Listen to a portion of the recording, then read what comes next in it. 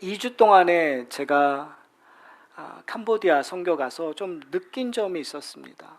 아, 처음에 갔었을 땐 사실은 목사님들과 비전 출입으로 가서 그곳이 어떤 곳인가, 특별히 저희가 만들어 놓은 센터가 어떤 곳인가를 보기에 상당히 많은 시간을 할애했다면, 요번에는 그 마을이라는 곳, 캄보디아가 어떤가를 좀 더 많이 느꼈었던 것 같아요.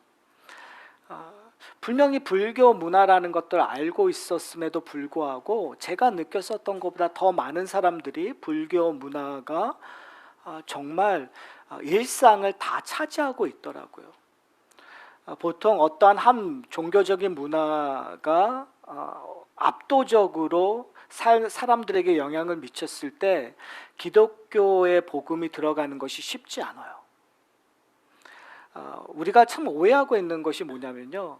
선교사를 보내서 교회를 지으면 많은 사람들이 단번에 예수를 믿고 기독교인이 될 것처럼 우리는 오해하고 있을 때가 참 많아요. 그런데 정말 오랜 시간이 필요하고요.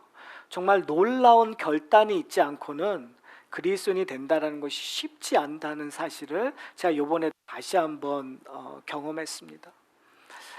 노방전 갔는데요.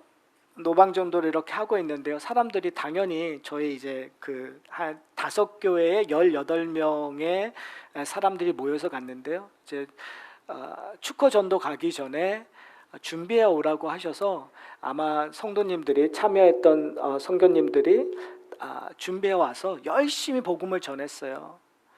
열심히 복음을 전했으니 그 사람의 대답이 긍정적이기를 기대했을 거 아니에요. 그런데 다 듣더니만 예, 그것도 맞는 것 같은데 저는 불교 절에 가서도 하나님이 있다고, 구원이 있다고 생각합니다라는 얘기를 직접 그분들이 들으니까 충격을 받으셨더라고요. 그래서 이제 저녁에 끝나고 얘기하실 때 그러한 경험들을 이야기하셨어요. 그러던 중에 저에게 약간은 여러 가지를 고민하게 되는 사건 하나가 있었는데요. 이제 복음을 전하러 갔다가 이제 선교사님이 이런 얘기를 하는 거예요. 이 사람들이 옛날에 교회에 다녔었대요. 그러니까 이제 우리가 오해하지 말아야 되는 건 교회를 다녔다라는 건 세례를 받고 교회를 다녔다는 것이 아니라 그냥 교회에 참여했다라는 거예요. 교회를 다녔는데 요즘에 교회를 안 나온대요. 그러면서 왜 그렇습니까? 라고 하니까 지금 계시는 소팔 목사님이 둘 중에 하나를 선택하라고 그랬대요. 교회 하나님을 믿든지 불교의 그러한 문화 속에 있든지 하나를 선택하라. 뭘 선택했을까요? 불교 문화를 선택했어요. 그래서 교회를 잘 안 나온대요. 근데 그런 사람이 몇 명 있습니다라는 이야기를 했어요. 여러 가지 생각을 해요. 전략적으로 어떻게 해야 되는지에 대한 생각도 해요. 그런데 오늘 본문을 통해서 저의 고민이 있었어요. 그건 뭐냐면 과연 우리는 무슨 선택을 하면서 살고 있는가? 여러분 그리스도인이잖아요. 여러분은 어떻게 보면 그리스도 문화에서 자라오신 분도 있을 거예요. 태어날 때서부터 기독교 집안에서 자라났고, 아니면 여러분이 정말 오랜 세월 안에 교회 생활이 하나의 일상처럼 당연한 것처럼 받아들이시는 분들도 분명히 있을 거예요. 그렇다면 그리스도인이 된다라는 건, 내가 예수를 믿는다라는 건 나의 선택이 어디서부터 오냐는 거죠. 그냥 자연스럽게 왔는가? 아니면 내가 어떠한 큰 결단을 하는 선택인가? 로마서에서 우리에게 이야기하고 있는 것은 복음이라는 건 놀라운 일이에요. 엄청 기쁜 일이에요. 축복이에요. 그럼에도 불구하고 그 복음을 소유하는 거에는 엄청난 선택이 필요하다는 걸 얘기해요. 우리가 예수님을 믿는다는 건 그냥 믿는 것이 아니라 우리의 모든 것을 하나님 앞에 드린다라는 거죠. 그렇다면 그것이 뭔가 오늘 본문에서 우리에게 이야기하고 있는 것이 뭐냐면요, 연합한다는 거예요. 우리가 예수 그리스도와 연합했습니다. 그러니까 복음을 안다라는 것은, 내가 내 인생을 하나님 앞에 드린다라는 것은 예수 그리스도와 연합한다라는 것을 이야기를 해요. 사랑하는 성도 여러분, 좀 고민하셨으면 좋겠어요. 과연 여러분은 예수 그리스도를 믿는다고 얘기하셨을 때 그냥 내가 그동안 살아왔던 것처럼 예수를 믿는 것이 너무 편안해서 그냥 자연스럽게 선택하는 또 다른 문화적인 선택인지, 아니면 내 인생의 모든 것을 드리는 너무나 소중한, 무엇과도 바꿀 수 없기에 선택하는 것이 복음인지를 우리가 좀 분별하셨으면 좋겠어요. 그런 의미에서 오늘 본문은 우리에게 아주 중요한 키를 얘기합니다. 연합이라는 이 말 자체가 추상적일 수 있어요. 예수 그리스도와 연합한다? 그게 뭘까? 근데 오늘 본문은 우리에게 그 추상적인 것을 되게 실제 얘기를 하고 있어요. 그런 의미에서 저희가 우리가 생각하고 있는 연합적인 개념을 좀 더 어떻게 적용해야 되는가를 찾아봤으면 좋겠습니다. 기억나십니까? 벌써 2주, 3주가 지난 거니까 여러분 우리가 쉽게 잊어버릴 수 있죠. 죄가 많은 곳에 뭐도 많다고요? 은혜가 많다고 얘기했어요. 왜요? 죄가 많은 곳에 은혜가 많은 이유는 죄 용서함을 경험했기 때문에 우리는 하나님의 은혜를 경험할 수 있다는 거예요. 그러니까 결국은 하나님 앞에 나가기 전에 우리가 해야 될 것이 뭐냐면 나라는 존재가 뭔지를 알아야 되는 거예요. 내가 죄인이라는 것을 알아야 된다는 거예요. 내가 죄인 중에 죄인, 괴수 중에 괴수라는 것을 알았을 때 괴수에게 임하는 하나님의 은혜는 클 수밖에 없는 거죠. 여러분 한번 잘 생각해 보세요. 내가 들어갈 수 있는 곳에 들어갈 수 있다면 그것이 은혜일까요? 절대 은혜가 아니죠. 그러나 내가 들어갈 수 없는 곳에 들어가면 그 순간 모든 것이 틀려져요. 밖에하고 안에하고 별반 다른 것이 아님에도 불구하고 내가 들어갈 수 없는 곳에 들어가서 누리는 것이요, 내가 상상할 수 없는 축복이 되어버릴 수 있다는 거예요. 그리스도인의 힘은 바로 여기서부터 나온다고 생각해요.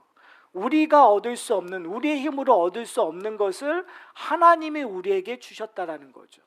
그렇기 때문에 죄가 많은 곳에 은혜가 많아요. 그런데 사도 바울이 이런 말을 하니까 세상 사람들이 이렇게 얘기할 수 있어요. 자, 그러면 은혜를 더 받으려고 죄에 거하겠는가? 사도 바울의 답은 뭐였죠? 그럴 수 없느니라. 우리가 은혜를 더 많이 받기 위해서 더 많은 죄를 지어야 되는가? 그럴 수 없다는 거예요. 만약에 그렇게 하면 복음의 원칙을 놓쳐버리는 거예요. 그러니까 복음의 원칙은 내가 하나님 앞에 죄인이 용서받고 하나님이 주시는 그 은혜를 누리는 것만이 아니라 은혜를 누렸기 때문에 하나님이 원하시는 삶을 살도록 요구받고 있다는 거예요. 하나님이 원하는 삶을 살 때 은혜가 더욱더 충만해진다라는 것이 사도 바울이 우리에게 얘기하고자 하는 거예요. 다른 말로 얘기하면 내가 죄 아래 있었다가 하나님 아래로 옮기는 것이 너무 큰 은혜예요. 그런데 내가 더 은혜를 받기 위해서 죄 아래로 다시 가느냐? 그럴 수 없다는 거예요. 왜요? 지금 여기서 사는, 하나님 나라에서 사는 것이 엄청난 축복이라는 것을 알게 된다는 거예요. 자, 우리가 이것을 놓치는 부분들이 있어요. 여러분 왜 자녀들에게 선교를 보내고 싶어 하시냐고 물으면 이런 얘기를 해요. 아이들이 저렇게 지금 힘든 나라 가서 좀 고생을 하면 미국에서 사는 것이 얼마나 복된 건지 알 수 있을 거라는 이야기를 해요. 어느 정도 일정 부분 맞는 것 같아요. 정말 캄보디아에 가면은요, 이 먹는 것부터 조심해야 된다는 얘기를 해요. 늘상 배탈 나니까 조심해야 되고, 거기서는 아이들이요 뛰어노는데 당연히 신발을 신고 뛰어놀 거라고 생각하잖아요. 그런데 신발을 안 신고 그냥 맨발로 운동을 해요. 그래서 이게 맨발로 뛰는 게 어떤가 하고 한번 신발을 벗어서 맨발로 서 있는 순간 아파서 도저히 30초도 못 견디겠더라고요. 그러니까 아이들은 거기에 그냥 맨발로 그 맨 땅에서 사는 것이 너무나 익숙해져 있는 거예요. 만약에 우리가 며칠 거기 있다가 오면 이곳이 미국이라는 나라가 얼마나 행복한 나라인지 알 수 있을 거예요. 우리가 그렇게 비교할 수 있어요. 그럼에도 불구하고 그 비유는 부족해요. 왜 그러냐면 하나님의 나라를 미국과 비교하는 것은 말도 안 되기 때문에 그래요. 우리의 문제는 그 하나님의 나라의 풍요로움을 아직 이 땅에서는 완벽하게 알 수 없기 때문에 우리가 이야기할 수 없는, 비유를 들 수 없는 한계점이 있다는 것을 저와 여러분이 인식했으면 좋겠어요. 자, 문제는 뭐냐면 우리가 이 땅에서 산다라는 것이, 하나님 나라에서 산다라는 것이 우리가 그것을 맛보고 있지 못한다는 것이 문제겠죠. 그런 의미에서 오늘 본문은 예수 그리스도의 연합이 주는 그것이 무엇인가를 저희가 발견해야 될 것 같아요. 자, 그런데 5절에 보면 이렇게 얘기하고 있어요. 만일 우리가 그의 죽으심과 같은 모양으로 연합한 자가 되었으면 또한 그의 부활과 같은 모양으로 연합한 자도 되리라. 그래서 반복되는 단어가 있죠. 뭐가 반복이 되죠? 연합한 자가라는 걸 얘기해요. 그러니까 우리가 예수 그리스도와 연합한 자, 구원받은 자라는 건, 그리스도인이 된다라는 것은 예수 그리스도와 뭐한 자라고요? 연합한 자라는 거예요. 하나 된 자라는 거예요. 자, 그런데 뭐를 얘기하냐면 연합한 자를 설명할 때 이런 표현을 해요. 같은 모양이라고 얘기해요. 그러니까 예수 그리스도의 죽으심과 같은 모양으로 연합했다고 얘기해요. 그리고 예수 그리스도의 부활과 같은 모양으로 우리가 연합했다고 얘기해요. 같은 모양이라는 것은 예수 그리스도의 십자가의 죽음처럼 우리가 죽었다는 말이 아니겠죠. 예수 그리스도가 부활하신 것, 실제적인 것처럼 우리가 부활한다는 것이 아니라 같은 모양이라는 것은 거기에 유사성이 있다는 것을 이야기하고 있는 거예요. 그럼 우리가 그 유사성이 무엇인가를 찾아야 되겠죠. 근데 오늘 본문에서 이렇게 얘기해요. 6절에 보면 우리가 알거니와, 왜 사도 바울은 우리가 알거니와라는 단어를 썼을까요? 여기서 이미 이전에 얘기하고 있다는 거예요. 여러분이 알고 있을까요? 모르고 있을까요? 알고 있겠죠. 왜요? 지금 로마서를 우리가 함께 읽고 있잖아요. 그러니까 이미 이전에 얘기했다라는 거예요. 그러니까 여러분, 모르는 것이 아니라 알고 있는 거예요. 근데 알고 있는 것을 이렇게 설명해요. 우리의 옛사람은 어디 안에 거하는 사람이에요? 죄 아래 거하는 사람. 사망의 권세 아래 있었던 사람을 우리의 옛사람이라고 얘기해요. 그러면 우리는 지금 옛사람일까요? 새사람일까요? 새사람. 그렇죠. 지금 우리는 새롭게 된 사람이에요. 그런데 지금 여기서 얘기하고 있는 것은 뭐냐면 옛사람이 하나님과 함께 어떻게 되었다고요? 십자가에 못 박힌 것은 죄의 몸이 죽어 다시는 우리가 죄에게 종노릇하지 아니하게 하랍니다. 그러니까 지금 죽으심과 같은 모양으로 연합했다라고 얘기를 해요. 근데 그 죽으심과 같은 모양으로 연합하는 것을 뭐라고 얘기하냐면 십자가에서 예수님께서 어떻게 하셨다고요? 못 박히셨는데 우리가 거기에 어떻게 해요? 함께 못 박혔다고 얘기하는 거예요. 여러분, 우리가 예수 그리스도에게 함께 못 박혔다는 의미가 도대체 어떤 의미일까요? 예수 그리스도의 십자가가 여러분에게 어떤 일을 해줄까요? 여러분, 십자가 목걸이도 이렇게 걸고 다니시고, 십자가는 어떻게 보면 기독교의 큰 상징적인 의미를 주고 있어요. 그런데 십자가의 의미를 모르는 분들이 너무 의외로 많은 것 같아요. 여러분에게 십자가는 뭘까요? 십자가 하면 귀신이 도망가나요? 십자가는 어떤 의미일까요? 십자가는 오늘 본문에서 얘기하고 있는 것처럼 죄의 몸이 죽어 다시는 우리가 뭐요? 죄의 종로를 타지 않는 일들을 해준 거예요. 다른 말로 얘기하면 십자가의 보혈로 말미암아 우리의 죄가 사함을 받는 거죠. 그러니까 옛사람이 새사람이 되기 위해서 전제 조건이 있어요. 뭐죠? 우리의 죄가 용서가 돼야 돼요. 죄가 깨끗해야 돼요. 왜요? 옛사람은 어디에 거하니까? 사탄은 세상에 종로를 타고 있는 상황이니까. 그 말은 뭐냐면 하나님과 결별할 수밖에 없고 하나님으로부터 심판을 받을 수밖에 없는 관계라는 것을 이야기해요. 근데 세 사람은 옛사람과 다른 거죠. 옛사람은 사망의 권세를 했지만 세 사람은 어디 안에 있다고요? 하나님 안에 있어요. 하나님의 영광 안에 있어요. 그럼 하나님의 영광 안에 있기 위해서 하나의 전제 조건이 뭐죠? 하나님은 뭘 싫어하세요? 죄를 싫어하세요. 그러니까 죄의 문제를 해결하지 않고는 하나님 앞에 나아갈 수 있다 없다? 없다. 그러니까 예수 그리스도와 함께 연합한다라는 것은 그의 죽으심과 함께 연합하는 것인데, 그 죽으심과 함께 연합하는 것의 가장 중요한 핵심은 우리의 죄가 깨끗하게 된다. 새로운 관계가 설정된다는 거죠. 자, 그런데 오늘 본문에서 여기서만 끝나는 것이 아니라 우리에게 아주 중요한 핵심을 얘기하고 있는데, 이렇게 얘기해요. 11절에 보면 이렇게 얘기합니다. 이와 같이 너희도 너희 자신을 죄에 대하여 뭐요? 죽은 자요 라고 얘기하고 있어요. 죄 사함에만 요구되는 것이 아니라 예수 그리스도와 연합한다는 건 무엇을 요구하고 있냐면 죄에 대하여 죽은 자가 되라는 거예요. 예수 그리스도의 연합을 생각하면 생각할수록 우리는 맞아, 내가 예수 그리스도와 연합해서 죄 사함을 받았어. 이거는 우리가 너무나 잘 알고 있는 지식적인 개념이에요. 이미 과거에 예수 그리스도의 십자가의 사건으로 완성되었어요. 그러니까 그 완성된 것이 내 삶에 미치는 것이 분명히 아멘하고 받지만 내 삶에서 그냥 추상적인 개념으로 그치게 된단 말이에요. 그런데 오늘 사도 바울이 요구되는 것이 뭐냐면 그 역사적인 사건이 우리에게 주어졌는데 그 주어진 것이 실질적으로 이루어지는 것이 뭐냐면 너희는 죄에 대하여 매일매일 죽는 자라는 거예요.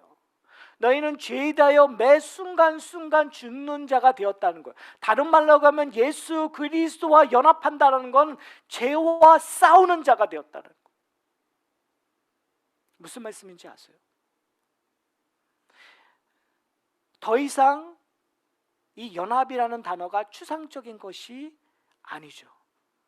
이제는 손으로 만질 수 있고 내가 살아야 될 삶이 되어버리는 거죠. 사랑하는 성도 여러분, 하나님께서는 우리에게 요구하는 것들이 있어요. 그것이 뭐냐면 죄와 싸우는 거예요. 왜 죄와 싸울까요? 아주 간단하게 얘기하면 하나님께서 그걸 싫어하시기 때문에 그래요. 근데 우리는 이렇게 생각할 수 있어요. 아니, 예수 그리스도의 십자가의 사건이 우리의 단번에 이루어졌는데 그 단번에 이루어진 그 죄사함의 용서는 과거, 현재, 미래까지 주는 거 아닌가? 그러면 지금 내가 죄를 짓든 아니면 미래에 죄를 짓든 그것이 그렇게 중요하지 않는 것 아닌가라고 생각할 수 있어요. 또 다른 쪽으로 얘기하면 그러면 죄를 더 이상 안 짓게 만들어 주시는 건가? 우리를 구원하시면 더 이상 우리는 죄를 안 짓는 완전한 존재로 만들어 주시는 건가라고 오해할 수도 있는 것 같아요. 사실 그렇기 때문에 우리가 일상에서 힘들어져요. 왜요? 나 예수 믿었는데, 은혜로 예수 믿었고 하나님께서 우리를 새로운 사람이라고 했는데 왜 나는 죄를 짓고 있을까, 이 땅에서? 그 죄를 짓는데도 항상 어떠한 죄요? 똑같은 죄. 반복대로 지잖아요. 그러니까 은혜를 우리가 누리면 누릴수록 똑같은 죄를 짓는 그 범죄함이 너무너무 심하게 나타나는 거예요. 근데 우리만 그랬나요? 아니에요. 창세기를 보면 아브라함의 인생 속에서도 반복적으로 일어나요. 이삭의 인생 속에서도 반복적으로 일어나요. 그러니까 사실은 이 땅에서 하나님의 나라의 사람으로 살아가는데 죄를 짓는 일에 반복적으로 일하는 일들이 거짓이 아니라 진실이라는 거예요. 그러니까 그것을 이상히 여길 것은 아니라는 거예요. 우리가 이 땅에서 하나님을 만나기 전까지 죄를 지어요. 육신을 아직도 우리가 갖고 있기 때문에 아직 완전한 구원이 우리에게 임하지 않았기 때문에 이 땅을 사는 동안에는 죄를 지어요. 그러나 우리에게 요구하는 것이 뭐냐면 예수 그리스도와 연합했다라는 것의 의미가 뭐냐면 그 죄를 깨닫고 그 죄 용서하시는 십자가의 능력을 기억하여 지금 우리가 죄에 대하여 죽는 자처럼 죄와 싸우는 자가 되었다라는 거예요. 죄를 짓지 않기 위하여 오늘도 하나님 앞에 하여 하나님께 기도하고 죄를 짓지 않기 위하여 나를 하나님이 원하시는 삶 속으로 나의 눈과 마음과 손과 발을 움직이는 성령의 도우심을 받기 위하여 끊임없이 노력하는 자로 변했다라는 거예요. 전에는 그렇지 않은 자였어요. 전에는 아무 생각하지 않으면서 전에는 오히려 죄를 선동하는 일에 기쁨을 누렸던 우리였는데 이제는 그렇지 않다는 거예요. 예수 그리스도와의 연합을 경험하면 경험할수록 저는 이 예수 그리스도의 연합이라는 이 단어가 너무너무 신비스러운 것 같아요. 그 신학적으로 어떻게 정의하느냐의 문제가 아니라 한번 잘 생각해 보세요. 예수 그리스도의 연합이라는 의미가요, 저는 부부가 하나 된다라는 그런 의미에서 의 개념과 좀 비슷하지 않느냐라는 생각을 해요. 제가 결혼하기 초창기에 내가 내 아내를 안다라는 거, 어떤 의미적인 개념적인 분명에서 분명히 안다고 얘기할 수 있었을 것 같아요. 근데 10년이 지나면요, 결혼기 초창기에 했던 거에 그 안다는 거와 본질적으로 달라진 모습을 발견하게 돼요. 20년이 지나면요 점점 커져요. 40년이 지나면요 이제 다 알 것 같나요? 아니요. 또 다른 면을 알게 되고 경험이 돼요. 신비죠. 한정된 인간이라는 건 한정되어 있잖아요. 인간이 변하면 얼마나 변하겠어요. 인간이 깊으면 얼마나 깊겠어요. 그럼에도 불구하고 부부가 알아간다는 거가 끊임없이 변화되는데요, 끊임없이 풍성하게 되는데요, 우리가 연합하는 대상이 누구죠? 예수 그리스도예요. 그럼 우리가 예수 그리스도와 연합한다는 그 말을 하는 순간 우리는 그리스도를 알아가면 알아갈수록 어떻게 해요? 더 깊어짐을 경험하는 거겠죠. 그러니까 오늘 본문에서 얘기하는 것, 죄에 대하여 죽은 자라고 얘기했을 때 우리가 죄에 대하여 죽었다는 건 내가 죄에 단순히 죽었다는 것이 아니라 우리가 누구와 연합하여 죽은 거예요? 예수 그리스도와 연합하여 죽은 거예요. 그러니까 내가 은혜를 깨달았음에도 불구하고 죄 짓는 것, 내가 자기 분열하면서 이 죄 짓는 모습을 한탄하는 나의 모습을 예수 그리스도와 연합함으로 말미암아 그 모든 과정이 은혜로 변한다는 거, 여러분 그걸 인지하고 계십니까? 그걸 깨닫고 계십니까? 그래서 성경은 우리에게 얘기하잖아요. 우리를 위해 성령께서 한탄하시며 우리를 위하여 탄원하고 계신다라는 거. 전 그게 얼마나 멋있는 말인지 모르겠어요. 왜요? 왜 성령께서 우리를 위하여 탄원하고 계세요? 우리로 하여금 뭘 깨닫게 하는 거죠? 예수 그리스도의 연합을 깨닫게 하는 거예요.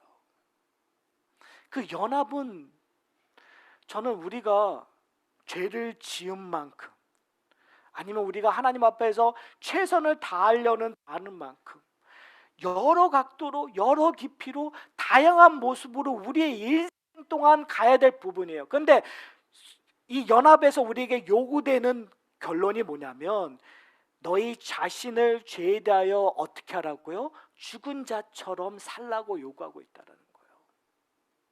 그때 예수 그리스도가 주시는 그 연합의 비밀을 깨달아가는 거죠. 그리고 또 다른 이야기를 이렇게 얘기합니다. 그 다음에 보면 11절 후반부에 보면 이렇게 얘기해요. 그리스도 예수 안에서 하나님께 대하여는 살아있는 자로 여길지라 라고 얘기해요. 단순히 죄를 끊고 죄와 싸우는 것이 아니라 예수 그리스도의 연합을 단순하게 예수 그리스도의 죽음에서만 끝나는 것이 아니라 사도 바울은 우리에게 예수 그리스도의 다시 사심, 부활과도 연합한 존재라고 얘기하는 거예요. 그러니까 우리가 죄사함의 사망의 권세 아래서 옮겨서 이 땅에서 거하는 것을 지금 이 부활하심과 연합하여 새로운 삶이 살았다, 산자가 되었다라고 얘기하는데, 그 산자가 누구에 대하여? 하나님에 대하여. 저는 이것에 우리가 집중하셨으면 좋겠어요. 많은 그리스도인들이 죄와의 싸움에만 얽매여 있을 때가 많아요. 죄와의 싸움에만 얽매이면요, 그게 좋긴 좋은데요, 되게 우리 자신이 되게 부정적일 때가 많아요. 그리고 되게 디프레스 될 때가, 절망할 때가 많아요. 왜요? 죄라는 자체가 우리로 하여금 자꾸 늪으로 끌고 갈 때가 많아요. 근데 예수 그리스도의 연합으로 말미암아 분명히 그 늪에서 나올 수 있는 힘이 있어요. 그러나 지금 사도 바울이 얘기하는 것이 뭐냐면, 늪에서 나오는 것이 아니라 그것보다 더 큰 이야기를 하고 있어요. 선한 길로 걸으라. 그 선한 길은 뭐예요? 하나님 앞에 사는 거예요.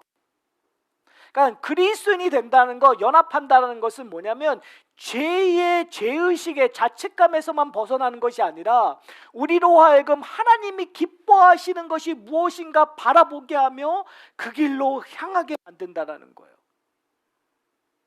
그래서 이 연합이라는 단어가 너무너무 중요해요. 뭐요? 이 연합을 통해서 누구를 점점 알아가는 거예요? 예수 그리스도를 알아가는 거예요. 예수 그리스도가 기뻐하는 것이 무엇인지를 점점 알아가는 거예요. 제가 결혼 생활하면서 느는 것이 뭔가라는 생각을 한번 해봤어요. 결혼 생활하면서 느는 것이 뭔가, 아내가 뭘 좋아하는지를 조금은 아는 것 같아요. 그러니까 내가 실수하고 내가 뭔가 잘못해도 이 문제를 해결할 수 있는 방법은 결국은 아내가 기뻐하는 것을 하는 것이 해결 방법이더라고요. 그러니까 웃으시는 분들은 그 맞다라는 거예요, 그렇죠? 우리가 그렇다는 거예요. 결국은 뭐냐면, 우리가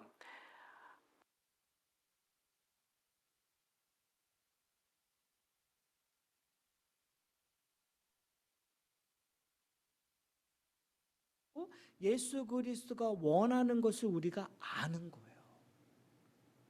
근데 그걸 어떻게 하냐? 결국은 예수 그리스도와 연합함으로 말미암아 안다라는 거죠. 근데 오늘 본문에선 뭐라고 얘기하면 이렇게 얘기해요.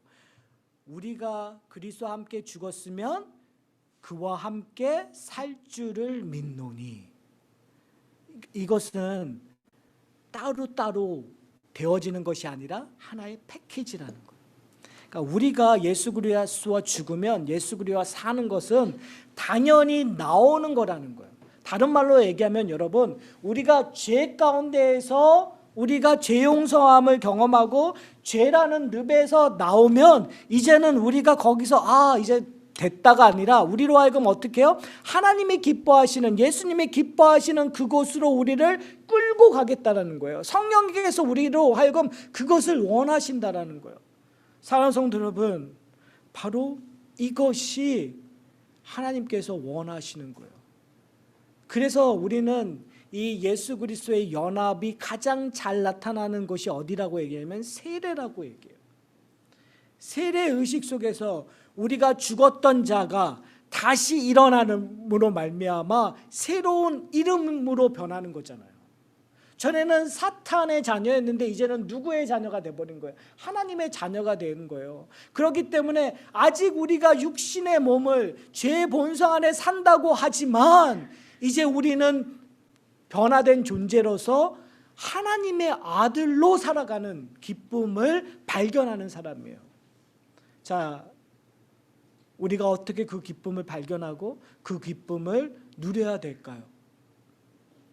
결국은 그 기쁨을 누릴 수 있는 유일한 방법은 우리가 의롭다 하심을 받은 자라는 것을 깨달음부터 시작이 되는 거예요. 무슨 말이냐면요, 내가 더 이상 죄 아래에 있는 존재가 아니라 내가 지금 죄를 짓고 있는 존재라도 하나님께서 나를 어떠한 사람으로 보고 있다고요? 의로운 사람으로 여기고 있다라는 거예요. 하나님께서 나를 의로운 사람으로 여기고 있다면 내가 하나님이 원하시는 삶을 살도록 노력해야 된다는 것을 알게 되는 거죠. 무슨 말씀인지 아세요? 하나님께서 내 이름을 바꿔 부르주시는 거예요. 그러면 그 바꿔 부르주심에 따라 행동해야 된다는 것을 깨닫게 된다는 거죠. 그리스도의 연합이 그 힘을 우리에게 제공해요. 우리의 힘으로 하는 것이 아니라요. 사랑하는 성도 여러분, 왜 자꾸 옛 본성으로 돌아가려고 하십니까? 왜 자꾸 새 옷을 벗어버리고 옛 옷을 입으려고 하세요? 그러지 마세요. 왜요? 우리에게 예수님께서 옛 옷을 벗어버리고 이미 새 옷을 입혀주셨어요. 그러면 우리가 새 옷을 입고 옛 본성으로 가서 거기서 사는 것이 아니라 이제 새로운 본성으로 하나님의 나라의 원칙으로 하나님이 기뻐하시는 삶을 살도록 노력해야 돼요. 그러기 위해서 필요한 것이 뭐냐면 하나님의 공동체예요. 왜요? 우리는 자꾸 옛 본성으로 가려고 하는 그때 하나님의 공동체가 서로를 격려하면서 아니 당신의 이름은 옛 사람이 아니라 새 사람입니다라고 서로 확인시켜주는 일들이 필요해요. 저는 하산학 교회 공동체가 이러한 공동체가 되었으면 좋겠어요. 이 말은 뭐냐면 우리에게 우리의 죄를 확인시켜주는 공동체가 아니라요. 우리에게 죄가 드러나더라도 그 죄 가운데서 죄로 멈추는 것이 아니라 어디로 가야 된다고요? 하나님의 은혜로 가는, 서로에게 은혜의 됨을 나눌 수 있는 공동체가 되었으면 좋겠어요. 은혜를 나눌 때 그 가운데 회복이 나타나요. 하산학교의 공동체는 회복이 되는 공동체가 되었으면 좋겠어요. 그런데 거기서 끝나는 것이 아니라 서로가 서로를 부를 때 더 이상 옛 본성의 모습으로 부르는 자가 아니라 하나님이 의롭다 여겨주신 대로 부르는 거예요. 이게 이것처럼 어려운 게 없어요. 여러분 결혼 생활하시면서 왜 싸우실까요? 대부분이 옛날 일들을 지적해서 싸우세요. 그렇죠? 옛날에 당신이 이랬는데 또 이래. 그렇죠? 옛날에 있었던 일을 왜 이렇게 기억이 잘 되는지 모르시죠? 그러니까 꼭 옛날 것 갖고 싸우세요.